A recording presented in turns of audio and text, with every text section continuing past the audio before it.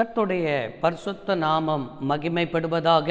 தினமும் கர்த்தருடைய சத்தத்தை கேட்டுக்கொண்டிருக்கிற தேவனுடைய பிள்ளைகளை வாழ்த்துகிறேன், ஆசீர்வதிக்கிறேன். நீங்கள் ஆசீர்வதிக்கப்பட்டவர்கள்.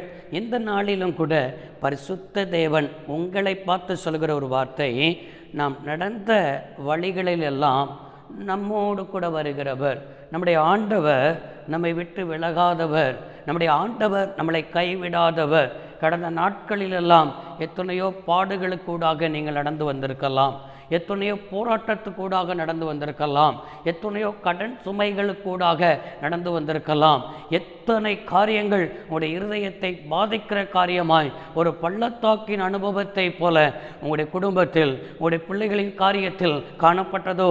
ஆனால் கர்த்தர் சொல்லுகிறார், நீ நடந்த பாதையிலெல்லாம் நான் உன்னோடு தான் இருந்தேன், நான் உன்னை கவனித்து கொண்டு தான் இருந்தேன், உன்னை எல்லாவற்றுக்கும் நான் உன்னை தப்புவித்து கொண்டு தான் இருந்தேன். ஏன் ஆண்டவரே இப்படிப்பட்டதான இந்த பாதை ஊடாக நீ நடத்துகிறீர் என்று கேட்கிறீர்களா? அதில் எல்லாம் கர்த்தர் உன் வாழ்க்கையில் நல்லவராகவே இருந்தார். யாக்கோப்புடைய வாழ்க்கையில் இப்படி தான் சம்பவித்தது. ஆதியாகமத்தின் புஸ்தகம் 35ஆம் அதிகாரம் 3வது வசனத்தில் சொல்கிறான், நாம் எழுந்து பெத்தேலுக்கு போவோம், எனக்கு ஆபத்து நேரிட்ட நாளில் என் விண்ணப்பத்திற்கு உத்தரவு அருள செய்து நான் நடந்த வழிகளெல்லாம் என்னோடு கூட இருந்த தேவனுக்கு அங்கே ஒரு பலிபீடத்தை உண்டாக்குவேன் என்றான். அந்த பெத்தேலில் தான் அவனுக்கு ஆண்டவர் பேசினார். அந்த பெத்தேலின் அனுபவத்தில் தான் இருள் சூழ்ந்த அனுபவம். தகப்பன் வீட்டை விட்டு மாமன் வீட்டுக்கு ஓடிப்போகிற நேரத்தில் பெத்தேலில் கல்லை தலைக்கு வைத்து கொண்டு படுத்து கொண்டிருக்கிறான். அந்த நேரத்தில் ஆண்டவர், நீ படுத்திருக்கிற பூமியை உனக்கும் தருவேன், உன் சந்ததிக்கும் தருவேன், உன்னை தகப்பன் வீட்டுக்கு திரும்பி வர பண்ணுவேன் என்று சொல்லி வாக்கு பண்ணினார். நான் உன்னை கைவிடாதிருப்பேன் என்றும் வாக்கு பண்ணினார். எனக்கு அருமையான தேவனுடைய பிள்ளைகளே, நம்முடைய வாழ்க்கையில் இருள் சூழ்ந்த அனுபவத்திலெல்லாம் எத்தனை வாக்கு தத்தங்களை தந்தார், எத்தனை தேற்றி வந்தார், எத்தனை முறை ஆற்றி வந்தார் என்பதை நாம் மறந்து போகக்கூடாது. மறந்து போகாமல் இருக்கிறதற்குத்தான் இப்போ 21 வருடங்கள் கழித்து விட்டது. இப்பொழுது இங்கே ஏசா அவனுக்கு எதிர்கொண்டு வருகிறான்.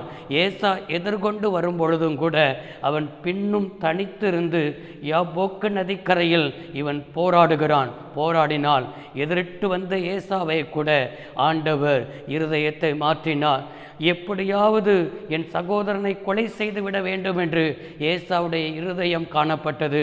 ஆனால் அந்த நிலைமையெல்லாம் ஆண்டவர் மாற்றி, இவனுக்கு சத்துருக்களாக இருந்த ஏசாவாக இருந்தாலும் சரி, சத்துருக்களைப் போல இருந்த லாபானாக இருந்தாலும் சரி, எல்லா மனிதனுடைய இருதயத்தை மாற்றி தேவன் இவன் நடந்து வந்த பாதையிலெல்லாம் கர்த்தர் இவனோடு கூட இருந்தார். இவனோடு கூட இருந்தது நிமித்தம்தான் 21 வருடங்களுக்கு முன்பாக எந்த பெத்தேலில் கர்த்தர் என் கூட பேசினாரோ அந்த பெத்தேலுக்கு நான் போவேன், அங்கே என் தேவனுக்கு ஒரு பலிபீடத்தை கட்டுவேன் என்று சொல்லி அப்படிப்பட்ட நல்ல வார்த்தையை அவன் வாய்களை திறந்து அறிக்கையிட கர்த்தர் கிருபை தந்தார். இன்றைக்கும் உன் வாழ்க்கையில் கர்த்தர் சொல்லுகிறார், மகளே மகனே, நீ சோர்ந்து போகாதே, உன் கூட நான் பேசி கொண்டிருக்கிறேன். நீ நடந்து போகிற எல்லா பாதையிலும் நான் உன் கூட தான் இருக்கிறேன். நான் உன்னை மறந்து போகவில்லை, நான் உன்னோடு கூட இருக்கிறேன் என்பதாக தேவன் உறுதிப்படுத்துகிறார். ஜெபிப்போமா?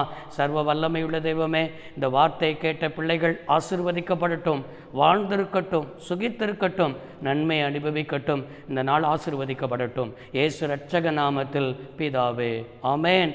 கர்த்தர் ஆசீர்வதிப்பார். God bless you all.